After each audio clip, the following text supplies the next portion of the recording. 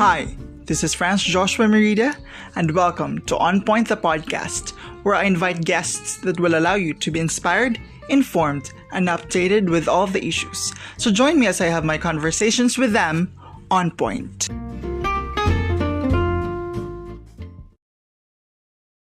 Welcome na naman po dito sa isang episode ng On Point the Podcast.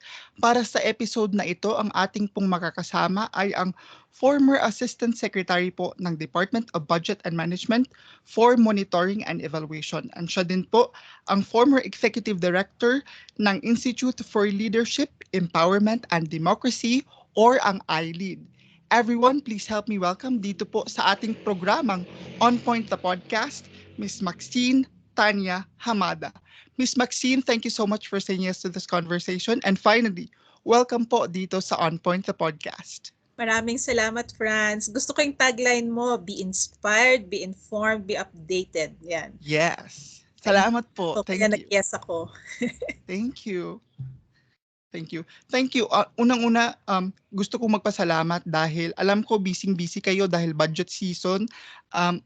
Sigurado akong madami pong nagtatanong sa inyong dahil ito po yung kanyang expertise, no? Tayo po napakaswerte dahil nakuha po natin si Ma'am. Alam ko madaming nagtatanong dahil budget season, and thank you for squishing us into your busy schedule. It's an honor actually. It's an honor, friends. So, bilang paunang tanong, no, sa pag-uusap na ito, what do you think is the right mindset po lalong-lalo na sa mga nagmamasid or nagsusubaybay, no, sa 2024 national budget? What do you think is the right mindset para maintindihan namin o the approach when it comes to talking about the 2024 national budget? Sige. So una, no, sa bawat taon, yung budgets ang gumagalaw dyan. Yan ang unang kailangang intindihin ng tao pag sinabing budget. So, kasalukuyan ngayon, kaya maingay kasi hinahanda na yung 2024 budget. So, we're in the process of preparing the 2024 budget. Pero, kasabay niya, ini-implement natin ngayon yung 2023 budget. Tapos, kasabay pa nun, sinasarado, nire-report at ino-audit yung 2022 budget. So nakikita yung tatlong budget na yun habang nag-uusap tayo ngayon tungkol sa budget. Kaya maingay, lumabas yung 2022 budget kasi ngayon siya sinasara, nire-report, tsaka ino-audit. Kaya siya pinag-uusapan kasi tamang-tama naghahanda tayo para sa 2024 budget. So yun yung una natin kailangang isipin. Every time na pag-usapan natin ang budget ng bayan, tatlo yan na gumagalaw sa isang taon. Yun yung unang mindset na kailangan natin alalahanin. Maganda kasi na basihan mo para ma-scrutinize o tignan o pagmasid dun sa pag-i-implement o pag-prepare ng isang budget ay yung paano ba ginastos yung nakaraang budget. Di ba? Ganun lagi yun. That's one mindset. Always think that there are 3 budgets you have to consider when you're talking about the national budget each year. Second is, it's an annual practice. So kada taon, nagpro-propose tayo ng budget, nag-implement tayo ng budget, nag-report tayo ng budget. So kailangan nagagastos ang pera sa isang taon. Kailangan yan. Pangatlo, kung ba't nagtataka ba ang mga tao, bakit siya nasa kongreso? Ba't siya sinasa batas? Kasi ang pinaka-importanting about the budget is yan ay kailangan isabatas kasi yan ay binibigay natin bilang mga taong bayan yung ating ambag, 'di ba? Nagbabayad tayo ng tax, nagbabayad tayo, bumibili tayo. So pera natin yan, pera yan ng taong bayan. So sa pagpapasa niya sa kongreso, parang binibigay natin, tayo yan ang mga tao, ang ating permiso para gamitin yung pera natin. Kaya kailangan batas. Kailangan din siyang batas kasi kailangan may pananagutan kung hindi siya sinunod. That's why it has to be enacted into law. Yes. Also, you cannot spend, hindi pwedeng gumastos ang gobyerno ng pera kung wala siyang appropriation, kung hindi siya pinasa sa batas. So yan yung ganun natin siya isipin. So itong nakikita natin na maingay, 'di ba? Ang dami sa news tungkol sa budget. Yan ay dahil nasa proseso tayong yan. Tama yung proseso at kaya siya dapat nandun at pinag-uusapan habang nasa kongreso siya. Mm-hmm. That's the third point. So yun, with that mindset, I think yun, maintindihan sana ng tao kung ba't siya maingay ngayon, bakit natin kailangan gawin ito, at bakit tatlo yung pinag-uusapang budget. Mm-hmm. Kaya pala parang yun nga, sabi ko sa intro ko, napakahirap siyang ipa-digest, but you explain it very as if yung parang napaka-simple. Well, we're talking about the budget here, but can you just briefly discuss the process of the preparation of the budget? Siguro from step 1, step 2, until na maisabatas siya o maging General Appropriations Act. Diba? Pag sinabi mong act, kasi batas na yan, diba? Okay. Sige, so umpisa tayo sa umpisa ng calendar year or fiscal year, so January yan. January pa lang, or kahit nga yung the previous year, naghahanda na ng budget ang mga ahensya ng gobyerno. Kasi sila naman ang nakakaalam kung magkano ba talaga ang kailangan para maibahagi ang mga serbisyo na kailangan ng tao, diba? So they prepare the budget, so that happens in the executive side of government. Okay. Pag natapos na nila ang pag-prepare ng budget, so yung pag-prepare na yan, maraming proseso yan. So may mga committee hearings, may mga budget review, meron din dyan, importante, may puwang din yan na makikisama ang civil society organizations. May proseso yan. So there's a process for civil society organizations to participate as early as the preparation of the budget. Yan. So, prepare. Ang mga tinitignan dyan, magkano ba ang kaya ng Pilipinas? Magkano ba ang pera natin? Magkano ba ang makukolekt natin na earnings sa isang taon? Magkano ba ang iuutang natin? Okay. Yan. Lahat yan yung mga desisyon na yan ginagawa yan habang prepare ang budget. Okay. Pag natapos na yung budget, binibigay yan sa presidente para ang presidente ay ibibigay sa Kongreso. This happens the State of the Nation Address, di ba? Mga June, July yan. So, tapos na yung paghahanda ng budget, ibibigay ngayon ng presidente sa Kongreso, hihingi siya ng permiso para ipatupad yung budget na yon. So, it's the Congress now who takes that proposed national expenditure plan. O, di ba ito mga technical na terms, di ba? So, it's a national expenditure, meaning nagpro-propose ka kung paano mo gagastusin. It's an expenditure. Okay. So ibibigay mo yan sa Kongreso. Ang Kongreso magkakaroon yan ng committee hearings, magdadali yan ng mga experts, mag-i-invite din yan ng mga civil society organizations or individuals para sa kanilang pananaw tungkol ba tama ba itong sinabi ng ahensya, ito ba yung talagang kailangan natin programa, ito ba dapat prioridad natin, ito ba dapat ang inuutang natin. So lahat yan pinag-uusapan. Pinag-uusapan din yung parang nakikita nyo ngayon, tama ba yung paggastos mo nung binigay namin last year? Ang mga audit reports ba lumabas? Ano bang basehan para masabi namin na iningatan nyo ang pera ng bayan?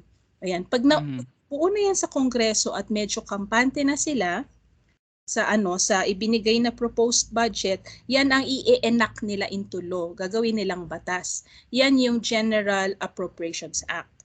Na dapat ideally matapos yan bago mag-December.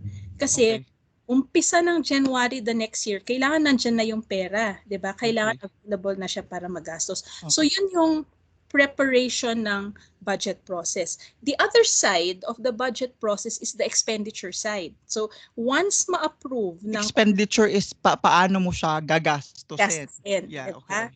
So yung mga ahensya habang nagpe-prepare na sila for next year, 'di ba? Tinatanggap din nila yung na-i-approve na budget. So January 1 pa lang, ayan na, ito na yung mga naririnig nyo, mga technical process na kailangan may SARO or may mga release documents. So may mga requirements din yan bago mo magastos ang pera. Tapos meron ka ding reporting na requirement. So kada quarter, kailangan mag-report ka kung magkano na nagastos mo, kung natapos mo na ba yung mga sinabi mong proyekto laan, yes. If you're able to pay for the salaries, kung tama ba, kung kulang ba o sobra ba ang mga personnel na nasa ahensya mo. So all of this is regular reporting that's done on a monthly and quarterly basis ng executive.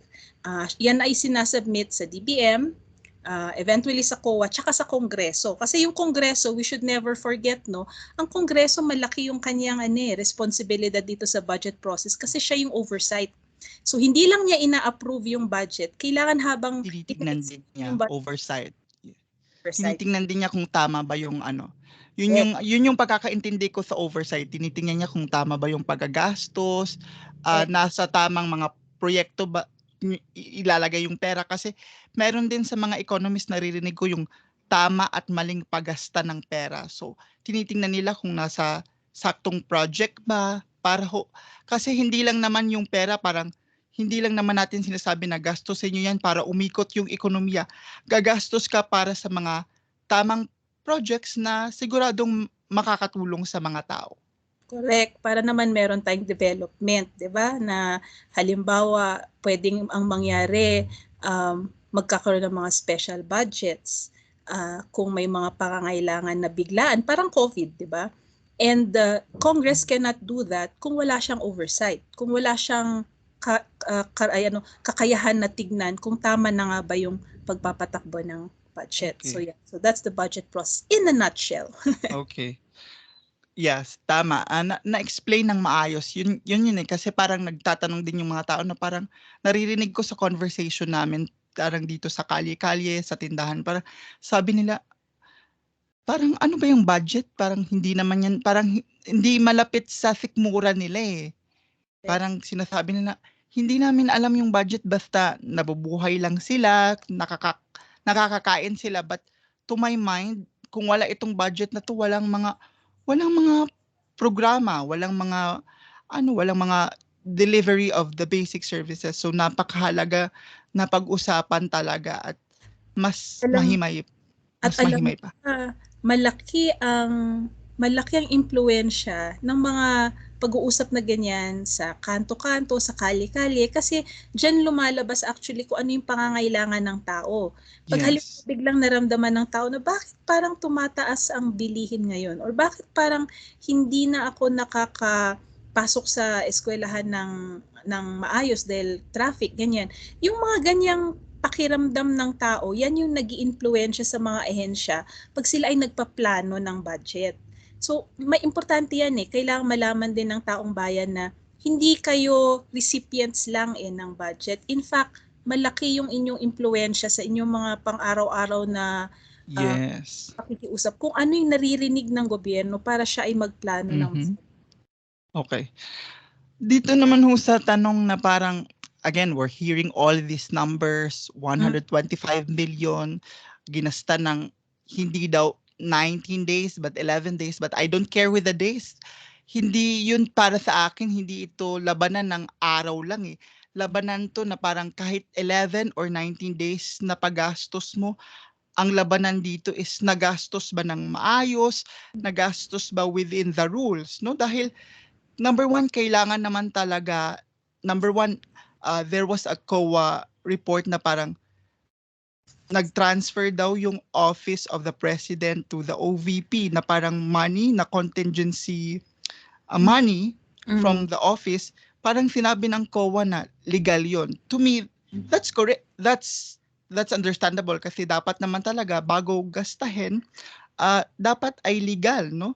Everything should be legal. But again, the question here is paano siya ginastos, sa mga anong proyekto. No, mapunta tayo dito sa ma'am, sa usapin ng confidential and intelligence fund. Can you parang differentiate the two? Kasi medyo parang yung iba, they views it interchangeably, siguro napapagdikit nila. Ano ba talaga yung difference kung meron man, at para saan sana itong mga budget na ito supposedly? Sige.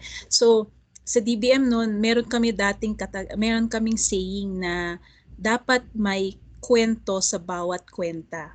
Yun yung importante. Sabi mo, 'di ba, na hindi lang tayo nagkukwenta-kwenta para lang magkwenta, 'di ba, ng milyon, bilyon, trilyon. Kailangan may kwento sa bawat kwenta. So pag sinabi mong pag may pangalan yung fund, kailangan hanapin mo ano yung kwento nun. So halimbawa, intelligence fund. The use of the word intelligence means nakataga sa paggamit ng funds kung ano yung dapat paggamitan niya. it's supposed to be used for intelligence. And normally, this is done by agencies or personnel, uniformed personnel. So ito yung mga may rango, police, military, intelligence service. That's why it's called an intelligence fund. It's a part of their mandate. It's a specific part of the uniformed personnel services mandate to do intelligence. And that's why the fund, yun yung kwento niya. So, syempre, nakalimit din kung ano yung mga pwede mong paggamitan ng intelligence fund kasi ayon yun dun sa mandato ng iyong ahensya na maggawa ng intelligence. Okay. Yung confidential fund, again, no, balik tayo, ano yung kwento niya? Bakit siya natawag na confidential fund? So, these are funds that you cannot normally disclose. Hindi ganun kadaling i-disclose kung saan mo siya gagamitin kasi may impact siya dun sa kakalabasan ng pinagamitan mo. And this is used by non-uniformed personnel na agencies. So ito yung mga regular government agencies. Pero kaya lang siya confidential at dapat rare lang yan. Hindi dapat madami ang confidential funds kasi ginagamit mo lang siya also for surveillance or to fulfill yung mandato ng ahensya mo when there are situations na kailangan hindi mo i-report lahat or hindi mo isasaliwahat sa lahat yung paggagamitan mo ng funds na yon. Halimbawa, bigay tayo ng example, something not so controversial, DENR, 'di ba? Pwede naman siya magkaroon ng confidential funds para alamin kung sino yung mga kung sino yung mga di ba, illegal mining, 'di ba? So, may mga kailangan siyang gawin ng mga activities na hindi naman niya pwedeng ipubliko, 'di ba? Kasi mauunahan na malaman ng mga illegal loggers. Kaya siya confidential. So, the term in confidential fund pertains to the ability of the agency to not report everything. Okay. That's the only difference there na sa akin, ang importante doon, kailangan ulit i-limit kung saan siya pwedeng gamitin. Kasi nga, binibigyan mo na nga ng leeway yung ahensya na hindi siya masyadong mag-report ng lahat ng detalye, pero kailangan limitado kung saan siya gagamitin. The difference between intelligence and confidential funds. Kaya siguro yung ibang mga agency kahit hindi kumbaga surveillance yung related ng kanilang mandato, medyo nagagamit nila ito parang elbow room na parang ng mga projects na hindi naman related to surveillance or parang not related to national security. Kumbaga, again, nagagamit nga na magkaroon ng elbow room na project. No, siguro ang pinakasimple dito is siya yung para lang yung confidential fund and intelligence fund para lang siguro siya sa agency na kailangan ng impormasyon. Dapat. Yes. Dapat, yes. At ano yung mga agency na yun? Usually, nakikita naman natin like DOJ for example, AFP, PNP, DND, yung parang may concern sa national security threat. Exactly. Okay. Or kung meron ka man ahensya na may regulatory na trabaho, yun na nga, parang DNR, kailangan niya i-regulate yung mga illegal resource users, di ba? So, meron din siyang information na kailangan kunin about that and surveillance. But it's very limited, tama ka eh. Hindi ito, sa palagay ko, maano naman ang budget natin na pwede niyang ipondohan lahat ng gusto mong gawin bilang isang ahensya na hindi mo na siya kailangan i-confidential, di ba? Yes, tama. Yun lang talaga yung kailangan mo i-confidential at itago kasi nga pera ng bayan yan, di ba? Yes. At saka sa akin, siguro when it comes to this conversation of confidential and intelligence fund, siguro naman yung bang pagsagot ba? Kasi may mga ibang ahensya na itong ating Office of the Vice President talagang, my God, pwede naman talagang sumagot ng maayos at hindi mo ipapasagot dun sa, kasi parang nakita ko siya with Senator Risa Hontiveros na, my goodness, pinapasagot niya doon sa kanyang, legal staff na parang siya ang sasagot. Hindi, I mean, public office is a public trust. Napaka-simple, no? Kailangan sagutin yung mga tanong na, kasi this is for the sake of transparency and accountability after all. And yun nga, tama po kayo, pera to ng bayan, kaya kailangan talagang maintindihan din ng hindi lang ng OVP but yung mga iba't ibang ahensya na kailangan sagutin ng maayos dahil ito po ay, again, this is for the sake of accountability and transparency. Ang maganda diyan, kung maayos nga yung ating budget system, no, hindi na kailangan magsabungan. In fact, yang lahat na yan na intelligence, confidential fund, lahat yan may mga forms of reporting yan. May mga kasulatan yan na nire-report. In fact, there is a unit, a specific unit in COA called the Intelligence and Confidential Fund Audit Unit, na siyang trabaho niya lang talaga tignan yan. So sa akin, personally din, feeling ko, wala dapat espasyo para magbangayan. 'Di ba? Kasi kung nandyan yung mga reports at tama naman yung inyong pinagamitan ng reports, maayos naman na pwede mong sabihin na kami po ay nag-submit ng lahat ng kinakailangan at pwede nyo pang tanungin ang audit unit para ilabas kung kakailanganin yan sa Senado, sa kahit closed door session. Yung tama yung point mo kasi na lahat sana ng public officials, kung sumagot sila sa mga tanong ng budget, ay laging mag-umpisa doon sa prinsipyo na ito ay hinahawakan lang nila dahil binigyan sila ng permiso ng taong bayan. So there should be that modicum of deference to the budget that was given them to spend by the public. Mm-hmm. Sa tingin niyo, ma'am, no, parang iaalis ko muna yung hat ninyo sa pagiging assistant secretary niyo sa DBM, baka mabash ako dito. Gagamitin muna natin yung hat mo sa iLead, no, the NG. Sa tingin ho niyo, bakit kaya dumarami na yung mga agency, no, na humihingi ng confidential fund kahit hindi naman masyadong kailangan o hindi naman kaparte nung kanilang trabaho? Ano pong masasabi niyo dito? And number 2, what are the things or the solutions that you can suggest, no, or top of mind na para at least parang lagyan ng mas malakas na safety net para hindi na po, kasi parang maganda naman yung layunin talaga but the practice in itself is very dangerous and it's hunting, no, dahil yan nga, ginagamit nila as elbow room and in effect gastos sila ng gastos na hindi naman talaga kailangan. Sige, tama ka, no, dalawa yung hats na lagi kong suot. In fact, parang to reintroduce myself no ulit, isa ako sa mga tinatawag na crossovers. We have served both in civil society tsaka government in high position. So, mahalaga to kasi naiintindihan namin parehong mundo ng civil society. You've got the best of both worlds. Yes, and also the difficulty of both worlds. So, civil society has to always hold government accountable, 'di ba? Kasi yan naman isa sa mga role natin, 'di ba? Kasi pare-pareho naman ang hangarin natin na umunlad ang Pilipinas, 'di ba? So, katuwang dapat ng gobyerno ang civil society para lagi siyang, alam mo yun, nakabantay, para maka-check na din. Kasali sa check.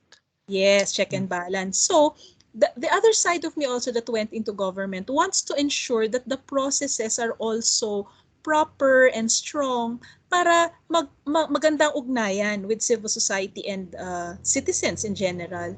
So kung tinatanong mo bakit nga ba ngayon ang gobyerno ay dumadami ang humihingi ng confidential funds, this signals to me two worrisome things. Okay. Number 1, parang tanong, hindi ko pa nga pwede to i-akusa, no? Mas tanong ko pa na, nahihirapan ba kayo magplano? Ayaw nyo na ba dumaan sa tamang pagpaplano at pag-prepare ng budget? Kasi sa palagay ko at sa pagkaintindi ko naman ng national budget nung ako'y nasa gobyerno, kaya naman niyang pondohan lahat eh.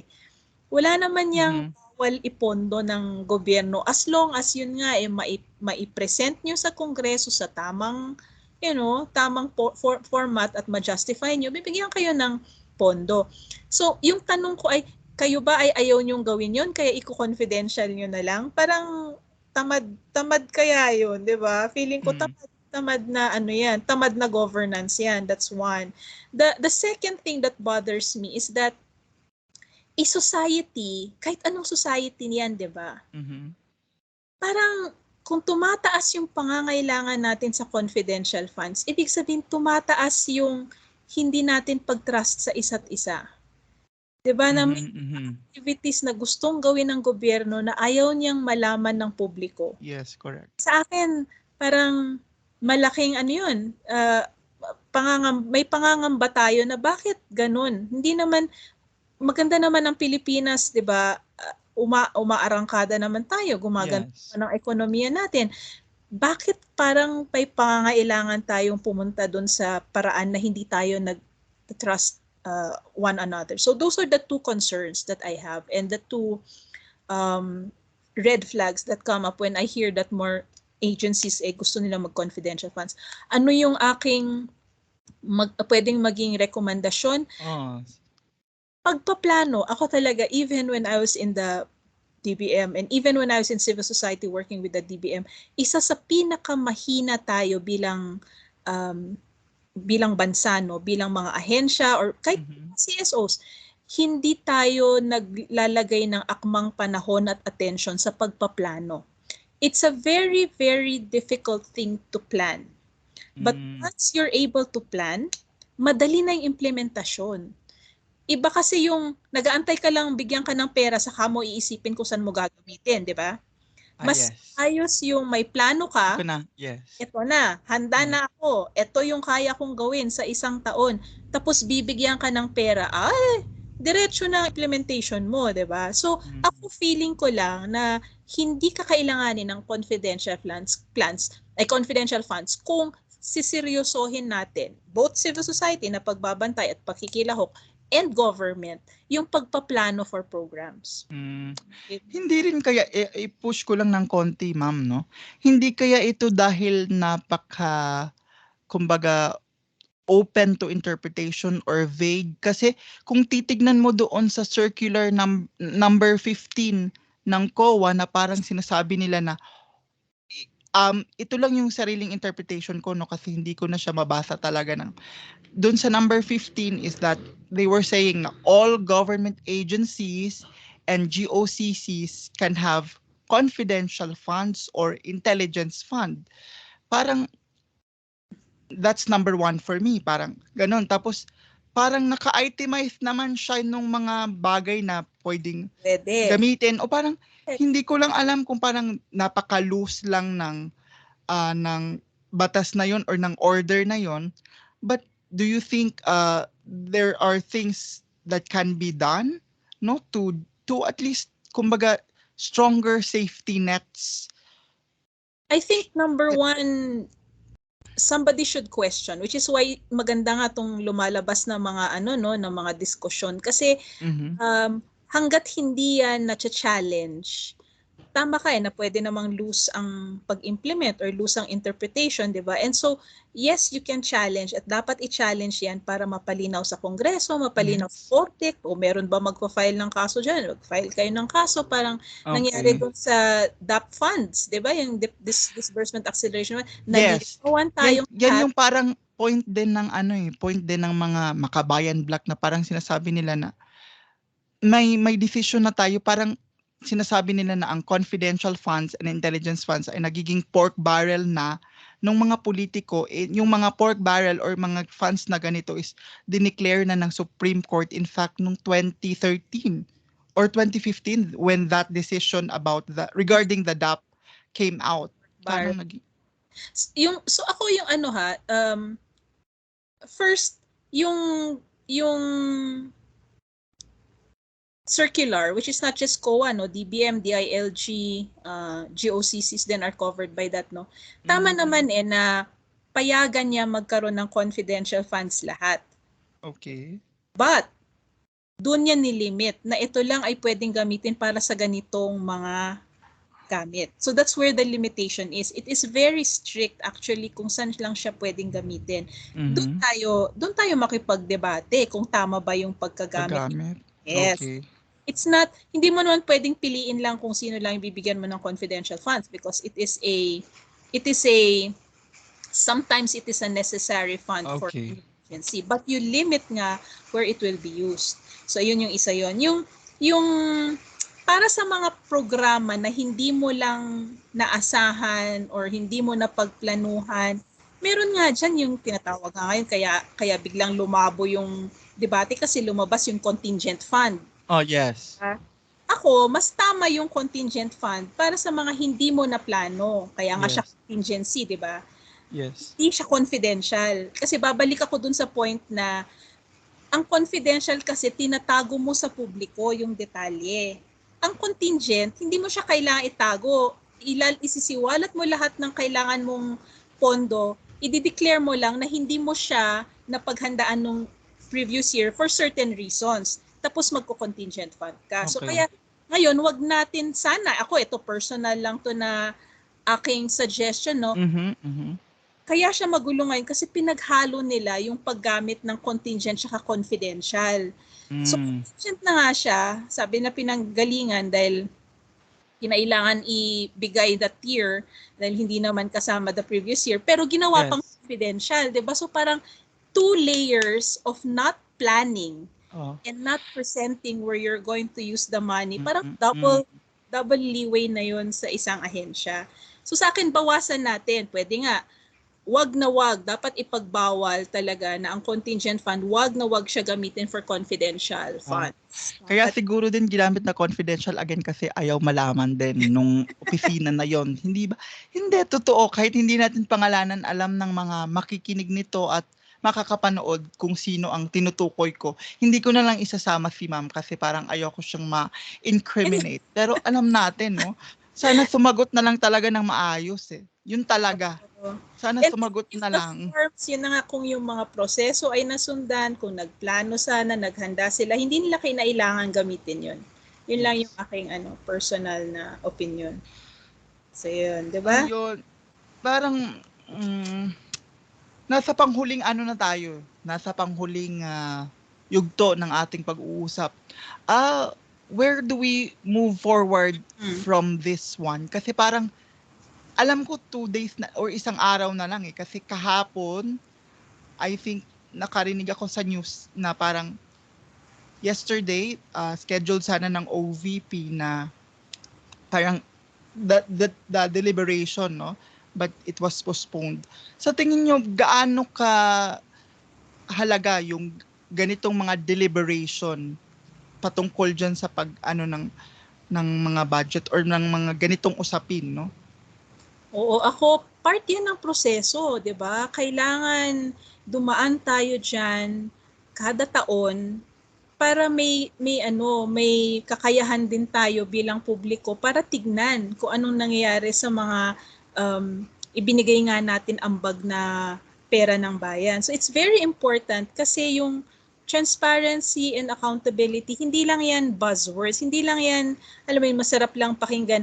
Meron yang implikasyon sa pag-uusad natin bilang isang bansa, di ba? Pagtanggalin mo yung transparency and accountability, parang hindi nag-uusap yung taong bayan tsaka yung gobyerno. Di ba? Parang ipinapaubaya lang ng taong bayan, sige, bahala na kayo dyan. Binigay ko na yung pera ko sa inyo, bahala na kayo. Kung ako ay if it will benefit me or not, bahala din kayo. 'Di ba parang hindi mali eh. So ako napakahalaga niyan. Isa din dahilan na napakahalaga niyan. Meron kang tanong nung wala pa tayo on air no, na parang gusto ko din isama dito. Yung sabi ko, ano ba yung tamang budget? Yes, what's the modest budget? Kasi parang kung tatanungin mo din yung mga tao na parang circle of friends mo na medyo nakakaintindi, no? Parang sinasabi nila, 150 million parang ang laki.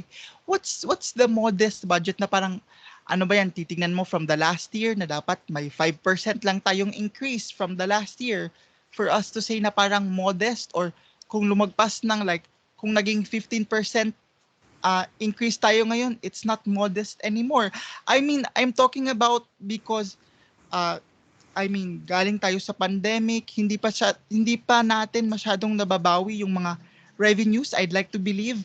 And kumbaga the timing, parang again, nandito pa tayo sa bumabawi tayo eh. So, kaya ko yung natanong, what's the modest budget if we have? What's the modest percentage when asking for a particular budget? Office, no? Ako, maraming basehan yan pag gumagawa ng budget ang isang bansa. Mm-hmm. So, some of them is, ano ba yung mga revenues natin? Magkano ba kinikita natin sa isang taon na pwedeng panggasto sa ating mga services? Tangunguna pa rin dyan, ano yung pangangailangan natin? So, lahat naman ng bansa, wala pa akong naisip na isang bansa na hindi sumusobra ang pangangailangan kesa sa kakayahan.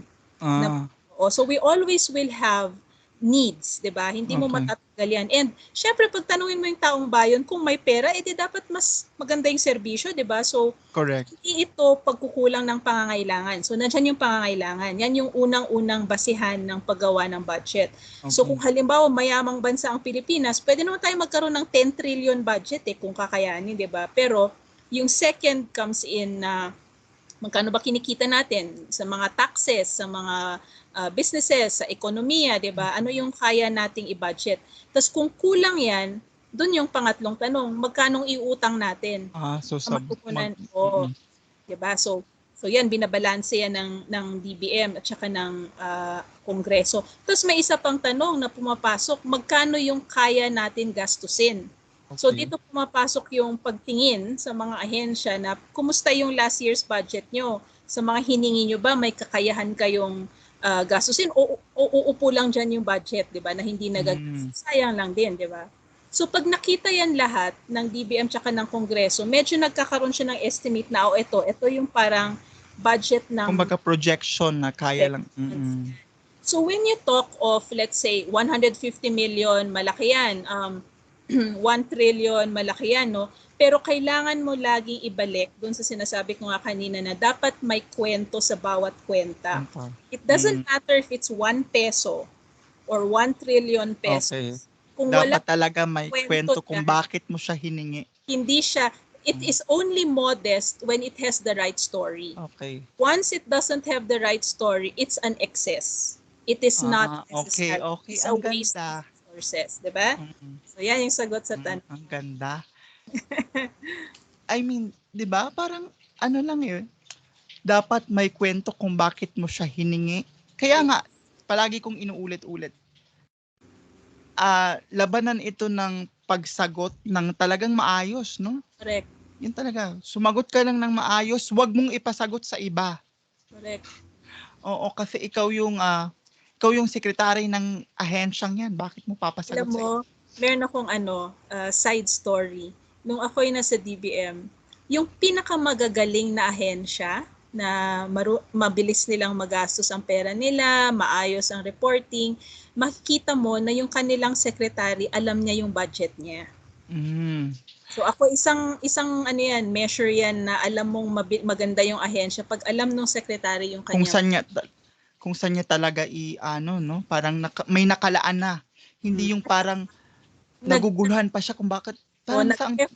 Nag-e-effort yung head ng agency na alamin kung ano yung kwento sa kanyang kwenta. Yun yung kulang siguro dito.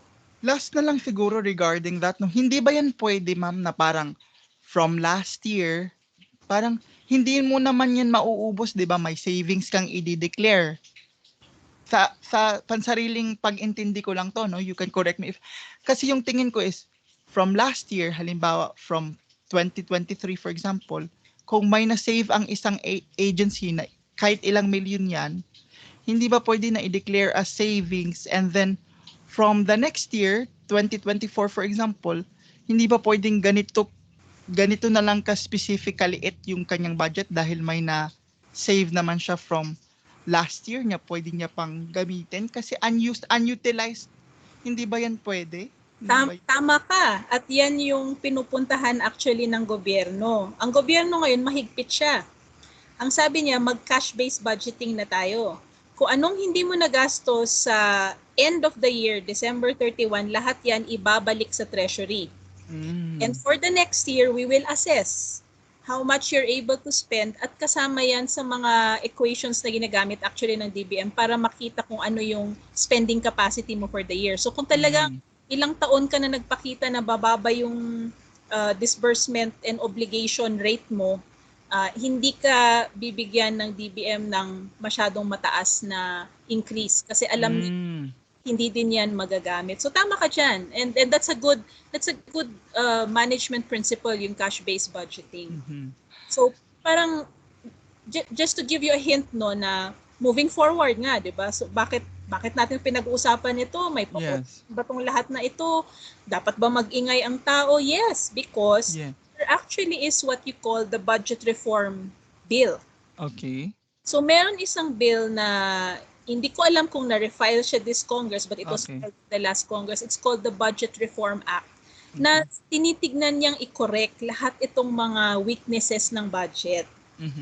And hindi pa kasi kompleto yung mga reforms sa budget natin eh. So ako, the more na mag-ingay tayo, the more na magtanong tayo, the more na mabibigyan ng puwang yung gobyerno para ipasa tong Reform Act Bill at isarado lahat ng mga weaknesses sa budget na nakikita na natin ngayon. Yung mga definition ng confidential, yung mga oversight ng contingency funds, dapat ba bigyan pa ng mas mahigpit na role yung Congress sa pag-sisi, 'di ba? Lahat 'yan pwedeng ilagay sa Budget Reform Act. Okay. Bilang panghuli na lang no na pagtatapos sa pag-uusap na ito. Ano na lang siguro yung mensahe niyo sa mga tao na sinubukang magmasid tungkol sa pag-uusap na ito pero parang doon pa lang sa nag-a-attempt na nagmamasid pa lang at doon sa mga nagmamasid pero medyo naguguluhan na. Parang ganun kasi parang hindi talaga siya madaling i-digest eh. Maski ako na-amaze ako talaga doon sa pag-unpack ninyo at napakagaling. So, ano yung mensahe niyo na lang para sa sambayan ng Pilipino na makakakita at makakarinig nitong ating pag-uusap? Sige. Ako, magandang usapan ng budget. Huwag kayong magsasawa. Ang isang tip na lagi kong binibigay is taunang proseso to. So, be inspired, be informed, be updated. Yes, salamat. Huwag kayong magsawa dahil kung hindi ka man nakapag-engage sa year na to or medyo naguluhan ka sa year na to, may next year ka pa. Tapos may next year ka pa, di ba? So, together we can get better and better and better in engaging the budget. It's a yearly exercise. So, we have the chance every year na maging mas magaling sa pag-usisa ng budget. Ako din nag-start ako mag-budget work in the CSO world noong 2007. So you see, for me to be able to talk about the budget na ganito ngayon, it took me 2023 minus 2007, that many number of years. At hindi siya naging dali, pero masaya. Kasi talagang pag na-embrace mo yung katagang may kwento sa bawat kwenta, maiintindihan mo bakit importanteng kailangan natin laging maging mabusisis pagdating sa budget natin. Ayun. Okay. Maraming salamat po for your time. Thank you. I really enjoyed it and I hope you keep asking these same questions of everybody you invite to your program.